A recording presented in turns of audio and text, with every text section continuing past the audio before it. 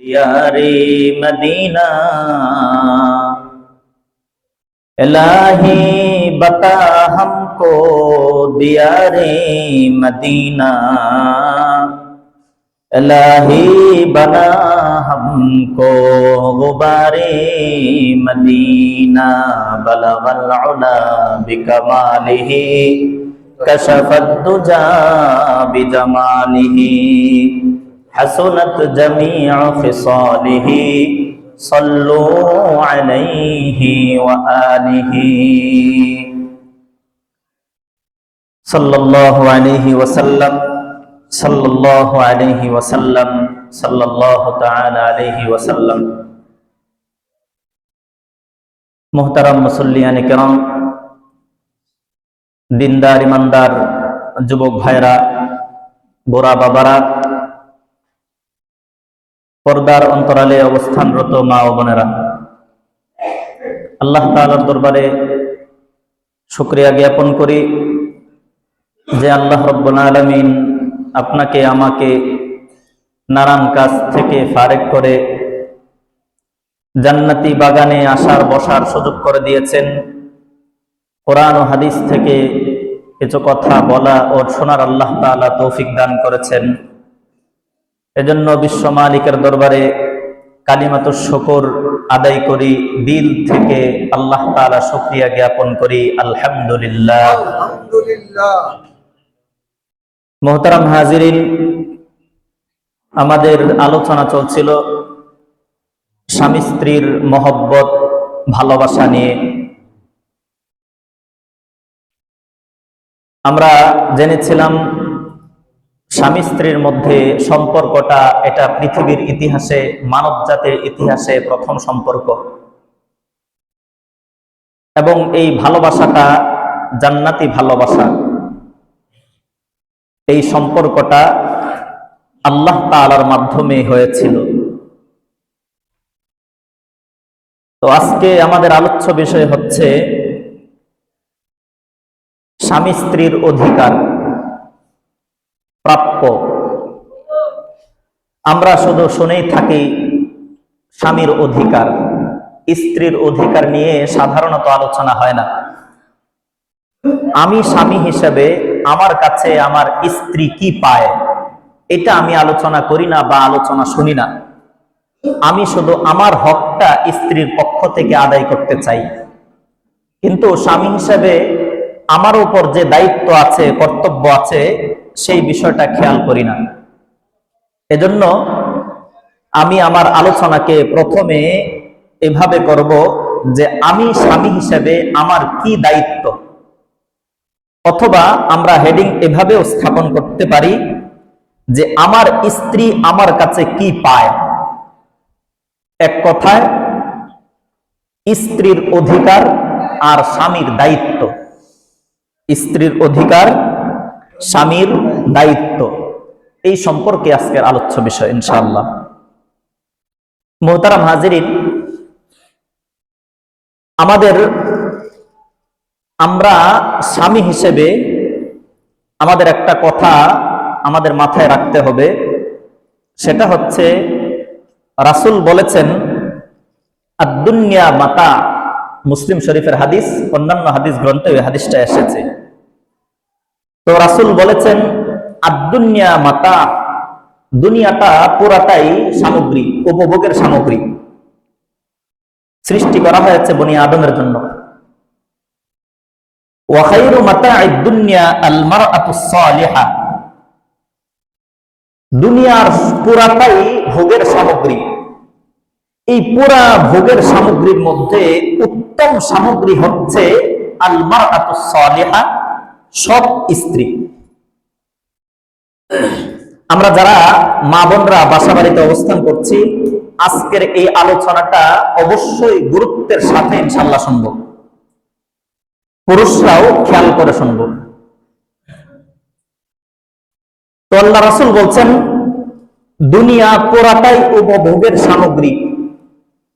এটা আমরা ভোগ করতে পারি, চলতেছি, ফিরতেছি, খাইতেছি, দেখতেছি, সব কিছু করতেছি। পুরাটাই আল্লাহ তাআলা আমাদের জন্য সৃষ্টি করেছেন।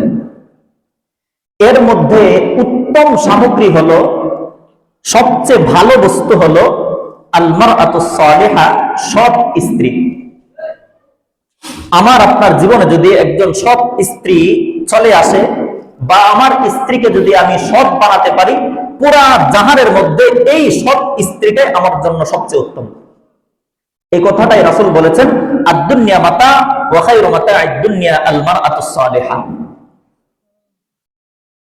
তো একজন সৎ স্ত্রী পেয়ে যাওয়া, অথবা আমার স্ত্রী আগে খারাপ ছিল, আমি তাকে সৎ বানিয়ে নেওয়া, এটা আমার জন্য দুনিয়াতে যা কিছু আছে সবচেয়ে উত্তম। এই কথাটা আগে আমাদের জেহেনে উপস্থিত করতে হবে, আমাদের এই বিষয়টা মাথায় আনতে হবে। তো স্বামী হিসেবে আমার দায়িত্ব একজন স্ত্রীর উপর মোটা অঙ্কের 18টি দায়িত্ব। আমি স্বামী হিসেবে আমার উপর জিম্মাদারি, আমার উপর কর্তব্য, আমার করণীয় 18টা। এই 18টা জিনিস, 18টা বস্তু আমার স্ত্রী আমার কাছে পায়। শরীয়ত বলেছে এই 18টা বস্তু মোটা অঙ্কের, এগুলা তুমি স্বামী হিসেবে তোমার দায়িত্ব, আর স্ত্রী তোমার স্ত্রীর অধিকার। এগুলো স্ত্রী তোমার কাছে পাও না, এগুলো আদায় করতে হবে। অন্যথায় আমার সংসার সুখের হবে না, আমার সংসারে ঝামেলা লেগেই থাকবে। জান্নাতি যে সম্পর্ক আমরা জানতে পেরেছিলাম, বিয়েটা বৈবাহিক সম্পর্কটা জান্নাতি সম্পর্ক, এবং এই ভালোবাসা জান্নাতি ভালোবাসা। এই 18টা মোটা অঙ্কের 18টা দায়িত্ব যদি আমি পালন না করি, আমার স্ত্রীর অধিকার যদি আমি পালন না করি, তাহলে আমার সম্পর্কটা জান্নাতি সম্পর্ক হবে না, আমার বৈবাহিক সম্পর্কটা জান্নাতি সম্পর্ক হবে না, আমার ভালোবাসাটা জান্নাতি ভালোবাসা হবে না। কেন? আমার কারণেই, আমি দায়িত্ব পালন না করার জন্যই।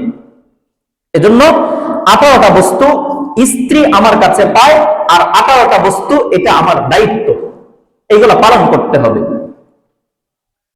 1 নাম্বার,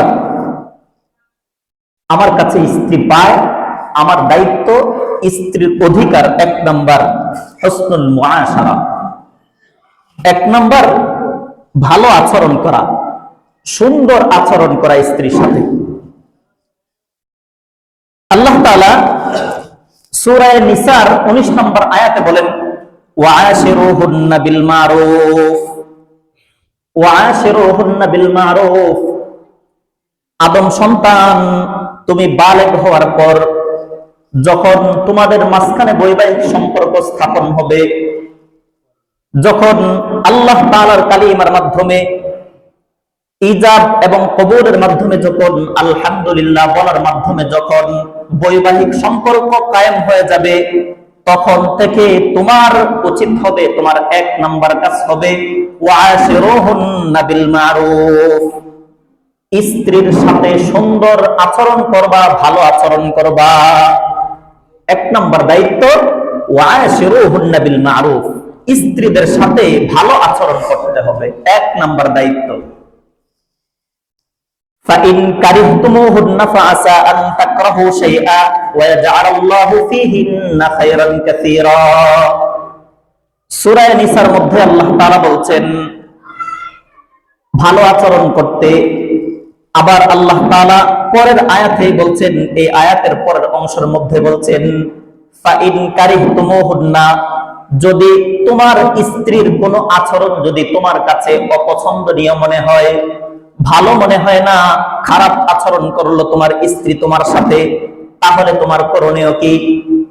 মায়ের দিবা কিনা?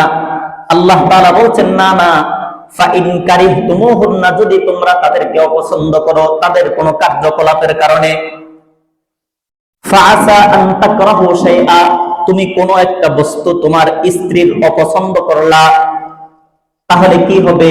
ওয়াজআলাল্লাহু ফীহিন্না খায়রান কাসীরা, আল্লাহ তাআলা তোমার স্ত্রীকে যেহেতু মানুষ হিসেবে বানাইলেন, এজন্য তোমার স্ত্রীর একটা গুণ যদি তোমার অপছন্দনীয় হয়, দেখো তুমি তালাশ করো বান্দা, তোমার স্ত্রীর মধ্যে আরো শত শত ভালো গুণ আল্লাহ তাআলা তৈরি করে রেখেছেন।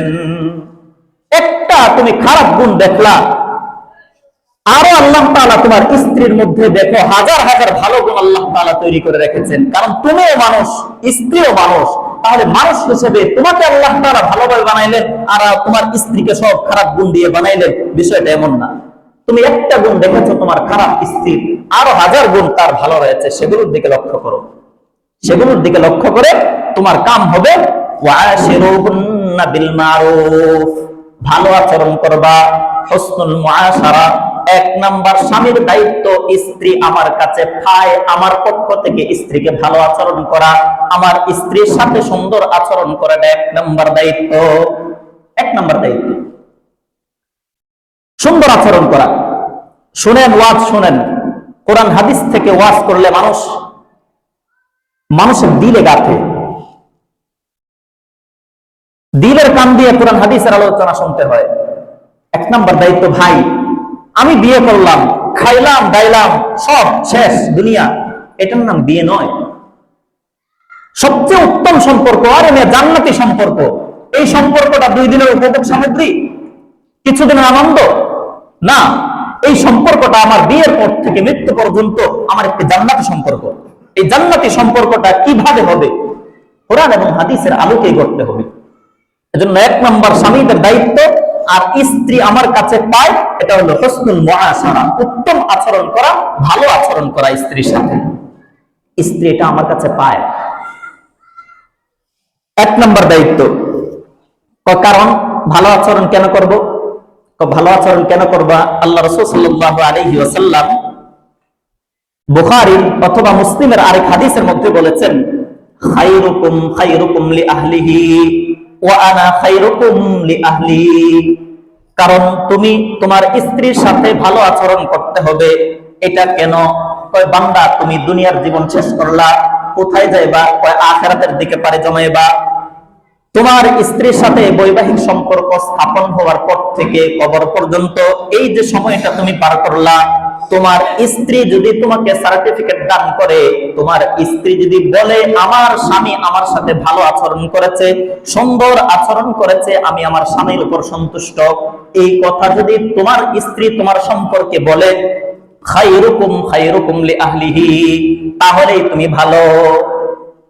তোমার স্ত্রী যদি তোমাকে বলে মরার সময় অথবা সব সময়, তোমার স্ত্রী যদি তোমাকে এই সার্টিফিকেট দান করে যে আমার স্বামী আমার কাছে ভালো, আমার সাথে উত্তম আচরণ করেছে, তাহলেই কেবল তুমি উত্তম পুরুষ, না হলে নরম হবে। এজন্য তোমার ভালো আচরণ করতে হবে। রাসূল বলেন, খায়রুকুম খায়রুকুম লিআহলিহি, তোমাদের মধ্যে উত্তম ব্যক্তি ওই ব্যক্তি যে ব্যক্তি তার স্ত্রীর কাছে ভালো। যে ব্যক্তি তার স্ত্রীর কাছে ভালো, সেই তোমাদের মধ্যে উত্তম। ভিতরে খোলাসা সদরঘাট, বাহিরে ফুটানি দেখাইলেন, এই ভালো হওয়ার কোনো দাম নেই। আপনার স্ত্রীর কাছে আপনার ভালো হতে হবে।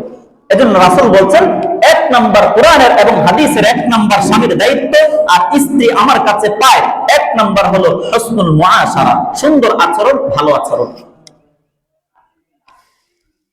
2 নাম্বার দায়িত্ব, যারা বিয়ে করলাম, যারা সামনে বিয়ে করব, সবাই গুরুত্বের সাথে আলোচনাটা শুনবো।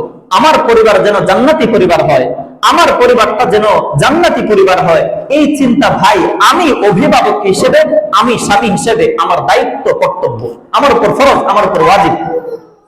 এজন্য 1 নম্বর দায়িত্ব হুসনুল মুআশারা, ভালো আচরণ করা, উত্তম আচরণ করা।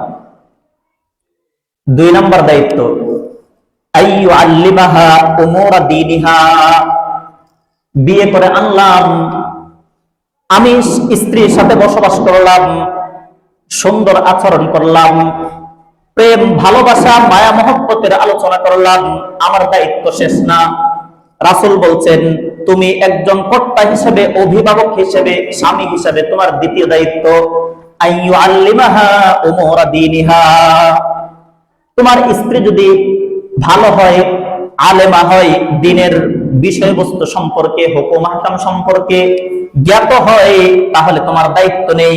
আর যদি তোমার স্ত্রী ধর্মীয় বিষয় সম্পর্কে না জানে, দ্বিতীয় দায়িত্ব হবে তোমার স্ত্রীকে ধর্মীয় দায়িত্ব, দায়িত্ব এবং হুকুম আহকাম শিক্ষা দেওয়া। 2 নম্বর দায়িত্ব আইয়ুআল্লিমাহা উমুরা দীনিহা, তোমার স্ত্রীকে দ্বিতীয় দায়িত্ব তোমার হবে, যদি সে ধর্মীয় বিষয় সম্পর্কে অজ্ঞ থাকে, জাহেল থাকে, মূর্খ থাকে, না জানে, তোমার দ্বিতীয় দায়িত্ব তোমার স্ত্রীকে ধর্মীয় জ্ঞান শিক্ষা দেওয়া। এটা তোমার দ্বিতীয় দায়িত্ব।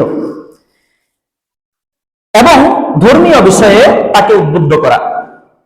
তো দলিল কি?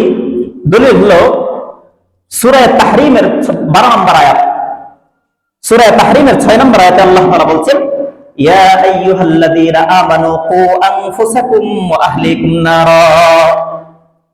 ইয়া আইয়ুহাল্লাযীনা আমানু, হে মুমিন সম্প্রদায়, যারা আল্লাহ তাআলার উপর বিশ্বাস স্থাপন করো। এবং লোকদেরকে আল্লাহ তাআলা বলছেন, ইয়া আইয়ুহাল্লাযীনা আমানু কু আনফুসাকুম, হে মুমিন সম্প্রদায়, তোমরা নিজেদেরকে জাহান্নামের আগুন থেকে বাঁচাও, নিজেদেরকে জাহান্নামের আগুন থেকে রক্ষা করো। কিভাবে রক্ষা করব? আল্লাহ তাআলার হুকুম আহকাম মানার মাধ্যমে তুমি জাহান্নাম থেকে রক্ষা করো নিজেকে। ইয়া আইয়ুহাল্লাযীনা আমানু কু আনফুসাকুম, নিজেকে বাঁচাও, ওয়া আহলিকুম নারা, এবং তোমার আহাল পরিবার বর্গ স্ত্রী যারা আছে সবাইকে তুমি জাহান্নামের আগুন থেকে বাঁচাও। দ্বিতীয় দায়িত্ব জাহান্নামের আগুন থেকে বাঁচানো। তো এই আয়াতের মাধ্যমে শিক্ষা কি? জাহান্নামের আগুন থেকে কেবলমাত্র আল্লাহ তাআলার বিধিবিধান মানার মাধ্যমেই সে বাঁচতে পারবে। এজন্য তোমার দায়িত্ব হবে তোমার স্ত্রীকে ধর্মীয় বিষয়ে শিক্ষার মাধ্যমে তাকে জাহান্নামের আগুন থেকে বাঁচানো। তাফসীরে কাবীরের মধ্যে আসছে, এই আয়াতটা যখন নাজিল হয়, এই আয়াত যখন আল্লাহ রাসূলের উপর নাজিল হয়, হযরতে ওমর রাদিয়াল্লাহু আনহু রাসূলের কাছে এসে বললেন, ইয়া রাসূলুল্লাহ, ইয়া হাবিবাল্লাহ, নাকি আনফুসানা ওয়া কাইফা লানা লিআহলিনা। ইয়া রাসূলুল্লাহ, ইয়া আইয়ুহাল্লাযীনা আমানু কু আনফুসাকুম, আল্লাহ তাআলা বলছেন, হে মুমিন সম্প্রদায়, তোমরা নিজেদেরকে জাহান্নামের আগুন থেকে বাঁচাও। রাসূল, বুঝলাম আমি আমার আমলের মাধ্যমে আমি জাহান্নাম থেকে বাঁচবো। ওয়া কাইফা লানা বিআহলিনা, তাহলে আমি আমাদের পরিবার পরিজনদেরকে কিভাবে জাহান্নাম থেকে বাঁচাবো? রাসূলকে এসে ওমর জিজ্ঞেস করলেন, ইয়া রাসূলুল্লাহ, আল্লাহ বলছেন নিজেদেরকে বাঁচাও এবং পরিবারকেও বাঁচাও। বুঝলাম আমি নিজে তো আমল করতে পারবো, কিন্তু আরেকজনের ধৈর্য তো ঘাট ধরে আমল করাইতে পারবো না। নামাজ আপনি পড়েন না, আপনিও তো ঘাট ধরে আমি নামাজ পড়াইতে পারবো না। আমি শরীয়তের বিধিবিধান মানি না, আপনি আমাকে বাধ্য করতে পারবেন না। তো রাসূল, আমি নিজেকে জাহান্নাম থেকে বাঁচাইতে পারবো এই বিষয়টা তো বুঝলাম, কিন্তু আমি পরিবারকে কেমনে বাঁচাবো এটা তো বুঝলাম না। ওমর আয়েশা রাসূলকে এই কথা জিজ্ঞেস করলেন, ইয়া রাসূলুল্লাহ, নাকি আনফুসানা, আমরা নিজেদেরকে জাহান্নাম থেকে বাঁচাতে পারবো বিষয়টা বুঝলাম, কারণ আমি স্ব-উদ্যোগে নিজের উদ্যোগে ইবাদত বন্দেগী করলাম, আল্লাহ জাহান্নাম থেকে মুক্তি দিলেন। ওয়া কাইফা লানা বিআহলিনা, কিন্তু আমি আমার পরিবারকে, আমরা আমার পরিবারকে কিভাবে জাহান্নাম থেকে রক্ষা করব? রাসূল বলছেন, তোমার দুই কাজ। রাসূল বলছেন, এই ক্ষেত্রে তোমার দুই কাজ। কয় কোন কাজ? তানহাউনা আম্মা নাহাকুমুল্লাহ, আল্লাহ তোমাকে যে বিষয় না করতে বলেছেন, যে বিষয়গুলো করতে বলেন নাই, এগুলো থেকে তুমি তোমার স্ত্রীকে, তোমার পরিজনকে বাঁচাবে। যেগুলো শরীয়তে নিষিদ্ধ এমন কাজ থেকে তুমি তোমার আহালকে, তোমার পরিবার পরিজনদেরকে তুমি নিষেধ করবে না, এটা করা যাবে না, তুমি এটা করবা না, তোমার দায়িত্ব শেষ। রাসূল বলছেন, তানহাউহুন্না আম্মা নাহাকুমুল্লাহ, তো আল্লাহ তোমাদেরকে যেগুলো কাজ করতে নিষেধ করেছেন এগুলোর বিষয়ে তোমরা ওয়াজ করতে থাকো, যেটা করা যাবে না, এটা করা যাবে না, এটা করা যাবে না। ওয়া তা'মুরুহুন্না বিমা আমারাকুমুল্লাহ, দুই নম্বর দায়িত্ব, তোমরা তোমার পরিবারকে, পরিবার পরিজনকে রক্ষা করবা। দুই দায়িত্ব, এক নম্বর আল্লাহ যেগুলো নিষেধ করেছেন সেগুলো থেকে তোমরা তাদেরকে বারণ করবা। আর দুই নম্বর দায়িত্ব, তা'মুরুহুন্না বিমা আমারাকুমুল্লাহ, আল্লাহ তোমাদেরকে যে কাজ করতে আদেশ করেছেন তোমরাও তাদেরকে সেই কাজ করার আদেশ করবা। যেই কাজ তোমাদেরকে আল্লাহ করতে বলেছেন সেই কাজ করা সম্পর্কে তোমরা তোমার স্ত্রীদেরকে, তোমরা তোমাদের স্ত্রীদেরকে সেই কাজ করতে বলবা। এই দুই দায়িত্ব, যখন তোমরা এই দুই দায়িত্ব পালন করবা, আল্লাহ তাআলা ইনশাআল্লাহ তোমার মাধ্যমে তোমার আহালকে, তোমার স্ত্রীকে জাহান্নাম থেকে রক্ষা করবে। এজন্য দ্বিতীয় দায়িত্ব, স্বামীর দ্বিতীয় দায়িত্ব, স্ত্রী আমার কাছে দুই নাম্বার যে দায়িত্বটা পায়, বস্তুটা পায়, সেটা হলো স্ত্রীকে সৎ কাজের আদেশ করা, অসৎ কাজে বাধা প্রদান করা, অথবা আমরা বলতে পারি যে স্ত্রীকে ধর্মীয় বিষয় সম্পর্কে অবগত করানো। দুই নাম্বার দায়িত্ব। এবং তাকে ধর্মীয় কাজে উদ্বুদ্ধ করা, ভালো কাজে উৎসাহ প্রদান করা। কেমনে উৎসাহ প্রদান করবো? আল্লাহ রাসূল সাল্লাল্লাহু আলাইহি ওয়াসাল্লাম, আবু দাউদ শরীফের হাদিস, রাসূল বলেন, রাহিমাল্লাহু রাজুলান কামা মিনাল লাইল, ধর্মীয় কাজে বা ভালো কাজে কিভাবে উদ্বুদ্ধ করব এটার একটা হাদিস বর্ণনা করতেছি আর কি। ভালো কাজে আপনি উদ্বুদ্ধ করবেন, এই কাজটা করলে তুমি এত নেকি পাইবা, এই পাইবা, সেই পাইবা, জান্নাতে আমরা একসাথে থাকতে পারবো, এই বিষয়গুলো উদ্বুদ্ধ করা।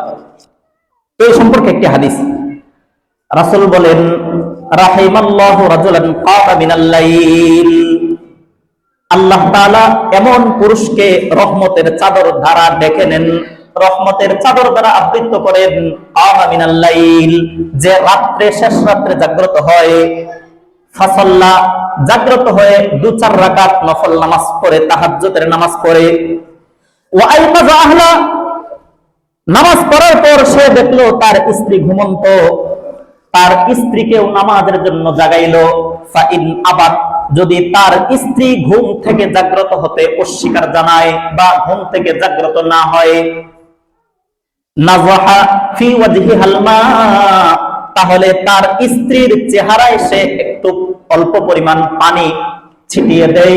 এমন ব্যক্তিকে যদি কোনো ব্যক্তি শেষ রাতে উঠে নামাজ পড়ার পর তার স্ত্রীকে নামাজের জন্য ইবাদত বন্দেগীর জন্য জাগায়, যদি সে জাগতে অস্বীকৃতি জানায়, তাহলে এই ব্যক্তি তার স্ত্রীর চেহারায় পানি ছিটিয়ে দেয়, এমন ব্যক্তিকে আল্লাহ তাআলা তার রহমতের চাদর দ্বারা ঢেকে নেন। কয় শেষ রাত্রে উঠলো, স্বামী নামাজ পড়লো, দেখে তার স্ত্রী ঘুমন্ত, তার স্ত্রীকেও জাগাইলো, জাগতে যদি অসম্মতি জানায়, জাগে না, তাহলে হালকা করে মৃদুভাবে পানি ছিটিয়ে দেয়, তাহলে সহজেই ঘুম ভেঙে যায়। এমন ব্যক্তিকে, এমন পুরুষকে আল্লাহ তাআলা তার রহমতের চাদরে ঢেকে নেন। এখন যদি বউ দজ্জাল মার্কা হয় তাহলে আবার ঝামেলা আছে। বউ দজ্জাল মার্কা হলে কি আছে? ঝামেলা আছে। এজন্য ঝামেলাটা কেমনে শেষ করতে হইব? ঝামেলা আগের ওই যে আপনি সুন্দর আচরণ করতে হবে আপনার স্ত্রীর সাথে, ধর্মীয় বিষয় শিক্ষা দিতে হবে। শিক্ষা দিলে আর জিন্দেগিতে এমন করবে না, আপনার আগে ওইটা বিষয় থাকবে। কারণ মহিলাদের ঘুম হালকা, না হলে আর বাচ্চা লালন পালন করতে পারতো না। আপনি তো নাক ডাইকা সারা রাত ঘুমান, আপনার স্ত্রী 14 বার খেতাটা পাল্টায়। এজন্য তাদের ঘুম হালকা। ধর্মীয় বিষয় যখন আপনি শিক্ষা দিবেন, আপনার দায়িত্ব কর্তব্য যখন আপনার স্ত্রীকে আপনার স্ত্রীর উপর পালন করবেন, তখন আপনার স্ত্রী দজ্জাল মার্কা হবে না। এর জন্য আপনি প্রশ্ন করতে পারবেন না, আমার স্ত্রী তো দজ্জাল মার্কা। দজ্জাল মার্কা হয়েছে আপনার কারণে, আপনি ধর্মীয় বিষয় শিক্ষা দিতে পারেন নাই। এজন্য 2 নাম্বার আমার দায়িত্ব হবে আমার স্ত্রী আমার কাছে পায়, দ্বিতীয় হলো তাকে ধর্মীয় বিষয় শিক্ষা দেওয়া, তাকে ইবাদতের ক্ষেত্রে উদ্বুদ্ধ করা। আল্লাহ রাসূল বলছেন, তোমার স্বামী, মানে স্ত্রীদেরকে বলতেছেন যে তোমার স্বামী তোমাকে এক রাত্রে পানি ছিটা দিল, পানি ছিটিয়ে দিল, তুমি আরেকবার চান্স নিবা। কয় চান্স নিলে কি হবে? রাসূল পরে এই হাদিসের মধ্যেই পরের অংশের মধ্যে বলেন, রাহিমাল্লাহু ইমরাআতান কামাত মিনাল লাইল, আল্লাহ এমন স্ত্রীদেরকে রহমতের চাদর দ্বারা ঢেকে নেন। কেমন স্ত্রী? কামাত মিনাল লাইল, যে রাত্রে জাগ্রত হলো, ফাসাল্লাত, জাগ্রত হয়ে নফল 2-4 রাকাত নামাজ আদায় করলো, ওয়া আইকাযা আহলাহা, এবং তার স্বামীকে জাগাইলো, ফাইন আবা, স্বামী যদি জাগতে অস্বীকৃতি জানায়। এখন ডাকতেছো কিল্লাইয়া, কিল্লা ডাকতেছো আমারে, এখন ডাকতেছো কিল্লাইয়া, 3টা বাজে, এখন কিসের ডাক? 8টা বাজে, এরপর না ডাকাডাকি, এখন কিল্লাইয়া ডাকতেছো, এই কথা যদি বলে স্বামী, নাযাহাত ফি ওয়াজহিহিল আলমা, তাহলে স্ত্রী তার স্বামীর চেহারায় যদি অল্প পরিমাণ পানি ছিটিয়ে দেয়, এমন মহিলাকে আল্লাহ তাআলা তার রহমতের চাদরের মধ্যে ঢেকে নেন। স্ত্রী, এমন স্ত্রী যদি শেষ রাতে জাগার পর নামাজ রোজা আদায় করার পর তার স্বামীকে ডাকে, পানি ছিটিয়ে দেয়, এমন স্ত্রীকে আল্লাহ তাআলা রহমতের চাদরে ঢেকে নেন। এজন্য তুমিও চান্স নিতে পারো, সমস্যা নাই। তো 2 নম্বর দায়িত্ব, স্ত্রীকে ধর্মীয় বিষয়ে শিক্ষা দেওয়া এবং সব কাজের প্রতি উদ্বুদ্ধ করা। এটা আপনার দায়িত্ব, কর্তব্য, এটা আপনার কাছে আপনার স্ত্রী পায়। তো 1 নম্বর দায়িত্ব হলো সুন্দর আচরণ করা, 2 নম্বর দায়িত্ব হলো ধর্মীয় বিষয় শিক্ষা দেওয়া এবং সব কাজে তাকে উদ্বুদ্ধ করা। 3 নম্বর, আপনার 3 নম্বর দায়িত্ব স্ত্রী আপনার কাছে পায়। তৃতীয় দায়িত্ব হলো ধর্মীয় বিষয়ে, শরীয়তের বিষয়ে যদি কোনো ভুল ভ্রান্তি হয়, শরীয়তের বিষয়ে যদি কোনো ভুল ভ্রান্তি হয়, সেগুলো আপনি ধরবেন। আর দুনিয়াবি কোনো বিষয়ে যদি তার পক্ষ থেকে কোনো ভুল ভ্রান্তি হয়ে যায় সেগুলো এড়িয়ে চলবেন। ধর্মীয় বিষয়ে, শরীয়তের বিষয়ে যদি কোনো ভুল ভ্রান্তি হয় সেগুলো আপনি সংশোধন করবেন। ধরবেন মানে মায়ের দিবেন না, এটা না, সংশোধন করবেন। আর দুনিয়াবি কোনো কাজে যদি কোনো ভুল ভ্রান্তি হয়ে যায় সেগুলো সাধারণত এড়িয়ে চলবেন। আপনার স্ত্রী থালাবাটি ধুইতে গেল, হঠাৎ করে হাত থেকে পড়া গ্লাস ভেঙে গেল, আপনি কয়ে দেন তোর বাপের বাড়ির টান, এগুলা কয় স্বামীরা এগুলো বলে, ভালো করে কাজ করতে পারলা না, এগুলো ভাঙলা কিনলি গিয়ে, এখন তোমার বাপের বাড়িতে আনো, এগুলো বলে। হাজার ওই যে শুরু জমানা থেকে শেষ পর্যন্ত যে আপনার হাজার হাজার কাজ করতেছে সেগুলো আপনি দেখেন না। একদিন একটা ভুল করে বসলো, আপনি 14 গোষ্ঠী সহ উদ্ধার করে ফেললেন, এটা আপনার আচরণ না, সুন্দর আচরণ না। এজন্য তাকে উৎসাহ দিতে হবে। থাক, ঠিক আছে, সমস্যা নাই, একটা ভাঙছে, কি হয়েছে, এগুলা কি সারা জীবন থাকবে? তখন আপনার স্ত্রী আপনার প্রতি মহব্বত বাড়বে। আর যদি আপনি দজ্জালের মতো আচরণ করেন, থাপ্পড় একটা উঠান, তাহলে ফাটল সৃষ্টি হবে, আপনাকে দজ্জাল বলে ঘোষণা করবে, ও আমার স্বামীটা এমন খারাপই। এই জন্য ধর্মীয় বিষয়ে কোনো ভুল ভ্রান্তি হয়ে গেলে সেগুলো ঠিক করে দেওয়া, ইসলাহের নিয়তে, সংশোধনের নিয়তে সেগুলো ঠিক করে দেওয়া। আর দুনিয়াবি কোনো বিষয়ে যদি আপনার স্ত্রী ভুল করে তাহলে সেগুলো সাধারণত এড়িয়ে চলা। দলিল কি? রাসূলুল্লাহ সাল্লাল্লাহু আলাইহি ওয়াসাল্লাম, মুসলিম শরীফের হাদিস, রাসূল বলেন, লা ইয়াফরাক মুমিনুন মুমিনাতান ইন কারিহা মিনহা খুলুকা রাদিয়া মিনহা আখার। রাসূল বলেন, যে ব্যক্তি লা ইয়াফরাক মুমিনুন মুমিনাতান, কোন মুমিন ব্যক্তি যেন কোন মুমিন মহিলার প্রতি অযথা বিদ্বেষ পোষণ না করে, এমনি টুকটাক কাজের কারণে যেন কোন মুমিন ব্যক্তি কোন মুমিন মহিলার প্রতি, অর্থাৎ তার স্ত্রীর প্রতি যেন বিদ্বেষ পোষণ না করে। ইনকারিহা মিনহা খুলুকা, যদি তার কোনো আচরণ তার অপছন্দনীয় মনে হয়, এর কারণে যেন তার স্ত্রীর সাথে খারাপ আচরণ না করে, বিদ্বেষ পোষণ না করে। কেননা রাদিয়া মিনহা আখার, কারণ আল্লাহ তাআলা তাকে মানুষ হিসেবে তার মধ্যে আরো হাজার ভালো গুণ রেখে দিয়েছেন। একটা কাজের কারণে তুমি বিদ্বেষ পোষণ করবা না, গালিগালাজ করবা না, খারাপ আচরণ করবা না, কারণ তোমার স্ত্রীর মধ্যে আরো হাজারটা ভালো গুণ রয়েছে, সেগুলোর প্রতি লক্ষ্য করবা। এজন্য ধর্মীয় কাজে ভুল হলে সেগুলো সংশোধন করবেন, আর দুনিয়াবি কোনো কাজে ভুল ভ্রান্তি হলে সেগুলো সাধারণত এড়িয়ে চলবেন। এটা আপনার দায়িত্ব 3 নম্বর, এবং স্ত্রী আপনার কাছে এটা পায়। 3 নম্বর দায়িত্ব। 4 নম্বর দায়িত্ব, আত-তালাত্তুফু বিজ-জাওজা। আত-তালাত্তুফু বিজ-জাওজা, স্ত্রীকে বিনোদন দেওয়া। স্ত্রীকে বিনোদন দেওয়া, বিনোদন তো দেই, কেমনে? নাটক, সিনেমা, 32 ইঞ্চি একটা লাগাই দিলাম ওয়ালের মধ্যে, এই যে বিনোদন আমরা দিতেছি, এই বিনোদন না। রাসূলের হাদিস থেকে, কোরআন এবং হাদিস থেকে বিনোদন দিতে হবে আপনার। এজন্য 4 নম্বর দায়িত্ব হচ্ছে আপনার আত-তালাত্তুফু বিজ-জাওজা, স্ত্রীর সাথে স্ত্রীকে বিনোদন দেওয়া। এই ক্ষেত্রে 3টা হাদিস, আম্মা জান আয়েশা রাদিয়াল্লাহু আনহা থেকে বর্ণিত 3টা হাদিস। স্ত্রীদেরকে যে বিনোদন দেওয়া, এই ক্ষেত্রে 3 হাদিস। আম্মা জান আয়েশা রাদিয়াল্লাহু আনহা বলেন যে আমরা একদিন এক সফরে ছিলাম। কুনতু ফি সাফারিন মান নবী সাল্লাল্লাহু আলাইহি ওয়াসাল্লাম। আম্মা জান আয়েশা বলেন, আমি রাসূলুল্লাহ সাল্লাল্লাহু আলাইহি ওয়াসাল্লামের সাথে একদিন সফরে ছিলাম। ফাসাবাতুহু, আমরা দৌড় প্রতিযোগিতা করলাম। একদিন এক সফরে যাচ্ছেন, আম্মা জান আয়েশা বলেন, আসেন দৌড় প্রতিযোগিতা করি। তো রাসূল বলেন, ঠিক আছে, দেখি কেডা জিতে। ফাসাবাতুহু, আম্মা জান আয়েশা বলেন, আমরা দুজন দৌড় দিলাম। ফাসাবাতুহু আলা রিজলাইয়া, আমি রাসূলকে দৌড়ে হারিয়ে দিলাম, আমি জিতে গেলাম। মুফাসসিরিন ইকরাম বলেন যে এইখানে রাসূল প্রথম দিন আম্মা জান আয়েশাকে ইচ্ছা করে জিতিয়েছেন, তার মনোরঞ্জনের জন্য, তার হৃদয়টাকে প্রশস্ত করে দেওয়ার জন্য, আনন্দ দেওয়ার জন্য। কারণ রাসূলের সাথে সর্বশ্রেষ্ঠ মাখলুক, সর্বশ্রেষ্ঠ পাওয়ারফুল ব্যক্তি দুনিয়াতে, এমন ব্যক্তির সাথে আম্মা জান আয়েশা কেমনে পারবে? এজন্য রাসূল, মুফাসসিরিন ইকরাম বলেন যে রাসূল ওই দিন ইচ্ছা করে জিতিয়ে দিয়েছেন। আম্মা জান আয়েশা বলেন, খুশিতে বলতেছেন, ফাসাবাতুহু আলা রিজলাইয়া, আমি রাসূলকে হারিয়ে ফেললাম, আমি জিতে গেলাম। আরেকদিন আবার এই রাস্তা দিয়ে গেলাম, রাসূল বলেন, আয়েশা ওই দিন তো একটা প্রতিযোগিতা হয়েছিল, আবার আজকে প্রতিযোগিতা দেই। আম্মা জান আয়েশা বলেন, ঠিক আছে, আপনাকে তো একদিন হারাইলাম, এইখানে আবার দিবেন? হ্যাঁ। রাসূল বলেন, আম্মা জান আয়েশা বলেন, আমরা আবার প্রতিযোগিতা দিলাম, দৌড় দিলাম। ফাসাবাকানি রাসূলুল্লাহ সাল্লাল্লাহু আলাইহি ওয়াসাল্লাম, দ্বিতীয় দিন রাসূল আমাকে হারিয়ে দিলেন, আমি হেরে গেলাম।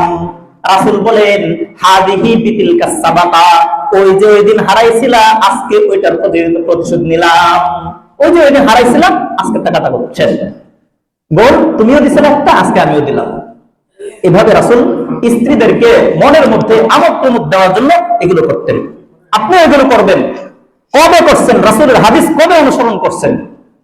এজন্য বিবিদেরকে আনন্দ বিনোদন দেওয়া, উৎসাহ দেওয়া, ভালো কিছু তাদের সাথে খেলা করা, তাদেরকে দেওয়া। আপনিও করতে পারেন। আপনার বাউন্ডারি যদি দেয়াল থাকে অথবা কোনো বেড়া থাকে, তাহলে রাত্রে চাঁদনি রাতে আরেক ঘটনায় আসছে, রাসূল সাল্লাল্লাহু আলাইহি ওয়াসাল্লাম আমাদের আয়েশার সাথে ওই চাঁদনি রাতে হাঁটতেন।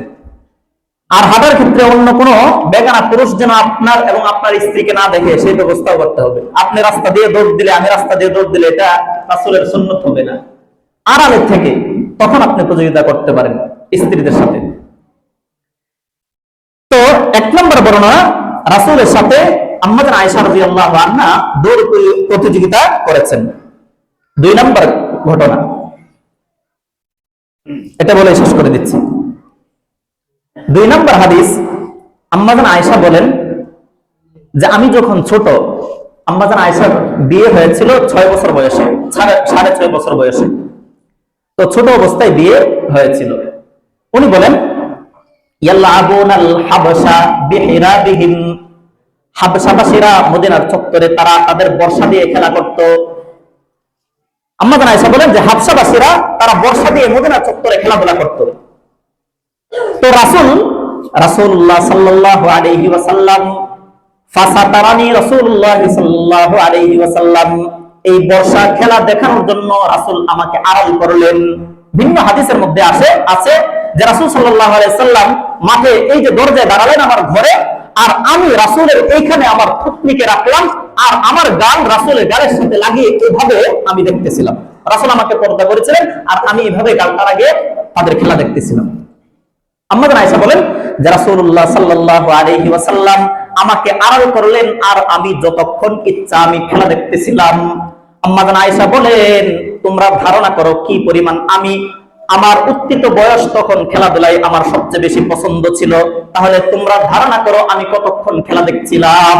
তো তোমরা ধারণা করো যে আমি রাসূলের এই কাঁধের উপর টুকরি রেখে কতক্ষণ খেলা দেখছিলাম। তোমরা ধারণা করো একজন উত্থিত বয়স্কা মেয়ের কি পরিমাণ আমোদ প্রমোদ তার পছন্দ ছিল। তোমরা ধারণা করো। অর্থাৎ আম্মা জান বুঝেছেন অনেক লম্বা সময় পরিমাণ আমি রাসূলের ঘাড়ে আমার থুতনি রেখে যতক্ষণ ইচ্ছা ততক্ষণ আমি খেলা দেখছিলাম। আর রাসূল আমার এই অবস্থায় ছিলেন, আমাকে রাসূল আমোদ প্রমোদ এগুলা দেখিয়েছেন। এ হলো 2 নম্বর ঘটনা। মোহতারাম হাজিরিন, স্ত্রীর অধিকার, এটা আমার কাছে স্ত্রী পায়, এগুলো আমার দিতে হবে। তখনই আমার এই সম্পর্কটা জান্নাতি সম্পর্ক হবে, তখনই এই সুসম্পর্ক কায়েম হবে, ভালোবাসা, প্রেম, প্রীতি, মহব্বত পয়দা হবে। অন্যথায় শুধু ঝামেলা আর ঝামেলাই লেগে থাকবে, আর শুধু অভিযোগ দিতেই থাকবেন যে আমার স্ত্রী এটা করে, আমার স্ত্রী এটা করে, আমার স্বামী এটা করে, আমার স্বামী এটা করে, কত হাজার নানান ধরনের সমস্যা লেগেই থাকবে। আমরা এগুলো পালন না করার কারণে আমাদের সমাজের মধ্যে আজকে এমন বিপর্যয়, এমন ঝামেলা লেগে থাকে। এজন্য আল্লাহ তাআলা আমাদেরকে, আমরা স্বামী হিসেবে আমাদের উপর যে সমস্ত দায়িত্ব আছে এগুলো যেন অবশ্যই আমরা পালন করি। আল্লাহ তাআলা আমাদেরকে তৌফিক দান করুন। ওয়া আখির দাওয়ানা আলহামদুলিল্লাহি রাব্বিল আলামিন। মুহতারাম হাজিরিন, যারা সুন্নাত পড়ে নেই 4 রাকাত সুন্নাত পড়ে নেই, আলোচনা